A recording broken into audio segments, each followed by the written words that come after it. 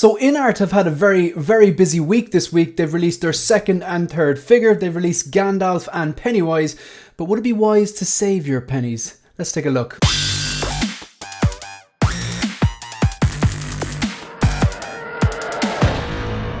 Hi everyone and welcome to 1/6 Figure Focus, and in this video we're going to take a look at the fact that Inart this week have released their second and third ever figures.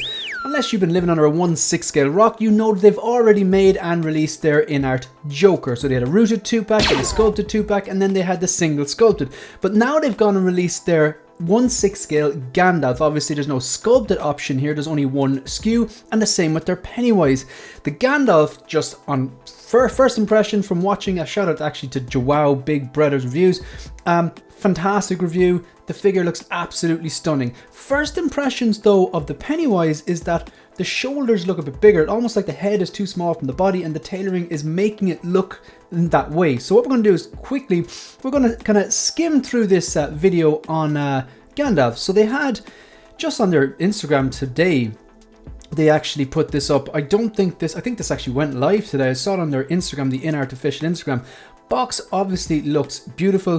They have this kind of like almost like a turntable design here to represent kind of like a play on the actual ring from Lord of the Rings. It has that kind of I presume it's elvish inscriptions in that. I'm pretty sure it is. Again, I'm a fair weather Lord of the Rings fan. Love the trilogy, but I don't collect. Have to say though, this box looks stunning, and what's inside is even more impressive. So it's just funny how they do these kind of It does scream premium, just the way that they're doing it, but it is kind of funny the way you just had this decapitated guy with his Inart t-shirt and his fancy gloves. Yeah, anyway, so it's bringing out all the instruction and I suppose your little certs and stuff like that. You have the typical, the same way the Joker was packed there. I just want to go back to that bit there, just here. So you have your little kind of a ticket stub. You've got the instruction manual. And there's another kind of like a letter as well, like that they say that's authentic and everything. Now just here on this, when you open up these Inart figures, like I don't have this one in hand, I'm not picking up the Gandalf, I'm not picking up the Pennywise, but I do have the rooted 2-pack. When you open up these boxes, obviously you've got the foam, and you've got like, instead of just normal like plastic, the plastic is kind of like, it actually feels nice. It's kind of like this soft kind of a plastic. It's weird. It's almost like it's hard to describe, like a Swedish feel. Like it's not like a sticky plastic, it's a smooth plastic. And they have all their kind of accessories wrapped in that, bar the head sculpts of course, which come in those cylinders, which we'll take a look. So let's take a better look at this video. So here you have all of the basically everything in the foam. You've got the figure on the left, which doesn't have the head sculpt on, because it has the cylinder there is designed to carry the head sculpt during transportation so that it doesn't actually break, and that protects the hair, because the hair comes styled. And in fairness, Gandalf needs that because, you know, he's got so much hair. He's got very long hair. He's got very long beard as well. So there's like two different routing options there. There's the hair and there's the beard. Now this particular method of transportation, I actually think it's a great way of packaging and a great way of transporting it. However, when I got my rooted 2-pack, not only were the two sculpts the same, which I didn't realize until I took a closer look at it, but they were both the sculpts had come loose from the peg on the bottom of the cylinder, and they were flopping around there. So it was lucky that they weren't completely damaged. The hair was actually very good despite that happening, but there was a little nick on the nose of one of the head sculpts, which I'm still waiting to be replaced. Lion Rock Toys have contacted Inart, and Inart are saying it's definitely going to be dealt with, but to be honest, I'm waiting a few months now. I'm getting a bit impatient, but anyway, that's on Inart, and shout out to Lion Rock Toys, who have been very patient, and they've sorted that out, and I've got onto them a good bit, so we'll wait and see. So what you have here on the top right hand corner, you've got all the swap out hands. They take a closer look at the hands later on this video, and the hands were something that Joao Big Brother zoomed in on, and they showed you all the little wrinkles and the kind of like the kind of dirt in the nails and like the little age spots and stuff like that. Really impressive stuff. So then the middle section here, you've got the two staffs. That would have been one staff if it wasn't for the collecting weekly crew and the rallying the community and getting the petition up. And in fairness, Inart, they did actually listen, although they don't have that print on the pants. Now I'm saying that as if I know what I'm talking about. I don't. I've watched the trilogy numerous times. I've watched the director's cut numerous times. I actually prefer the theatrical releases. I've seen The Habit, but I've never read the books, and like I've said a million times before, I don't speak several different dialects of Elvish.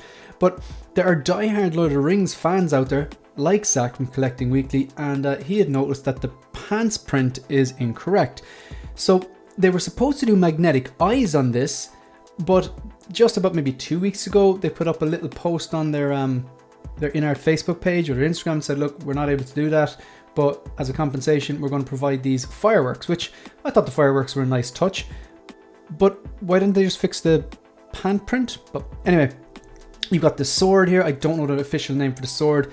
You've got the pipe. You've got the letter with the wax seal. You have got the sword and the scabbard, the two staffs. On the right, then you've got the fireworks. You've got obviously his cloak. You've got his satchel, the magnetic base, which is kind of like the ruins of a stone kind of a building. And you've got the hat as well. There's a butterfly there as well, I believe, and I can't make out what this part is, but look, we'll get to it. So I'm going to play on this video. That's a stunning looking head sculpt.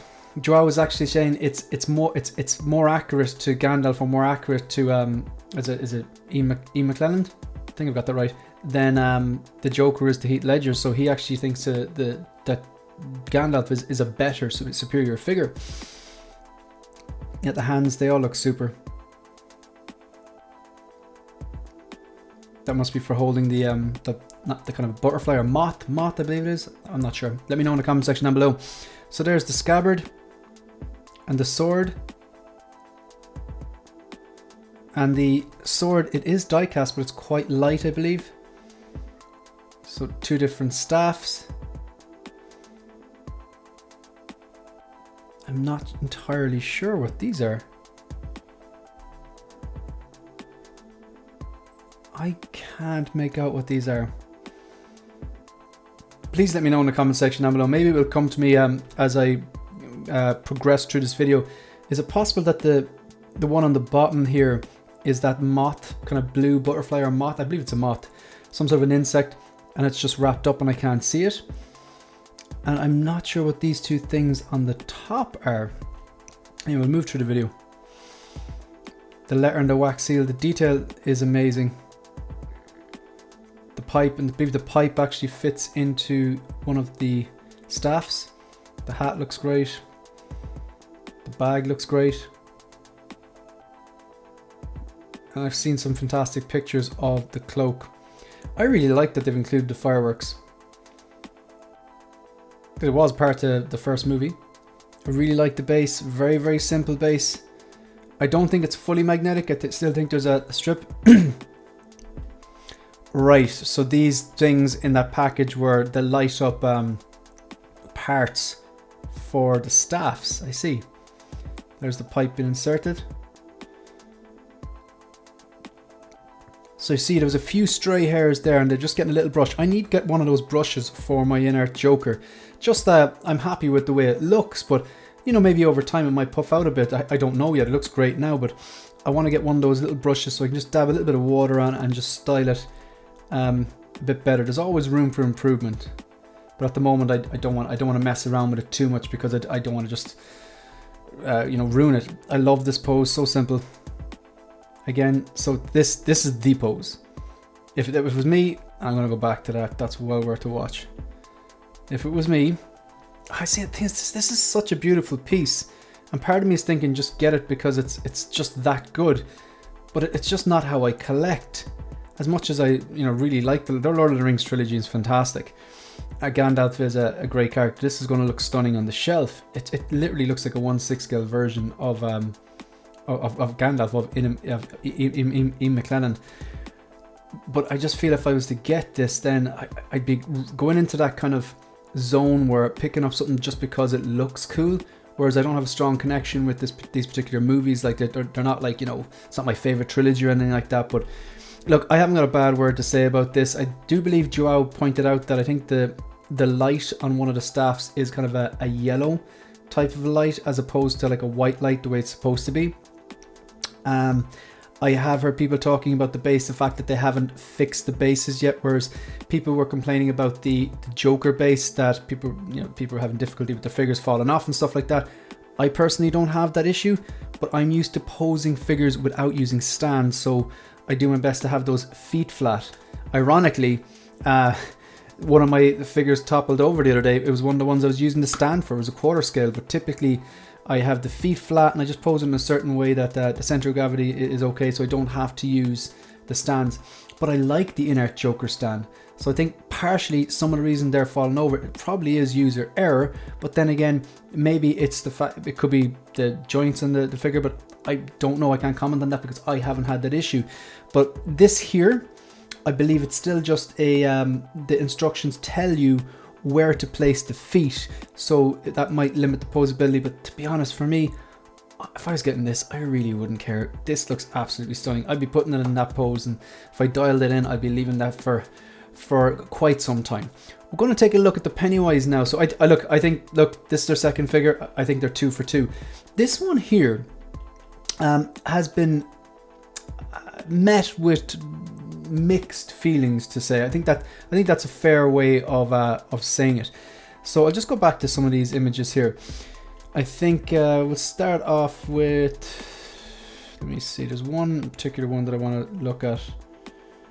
Okay, look, my first impressions is the head sculpt looks fantastic. The two head sculpts look great. They both look creepy as.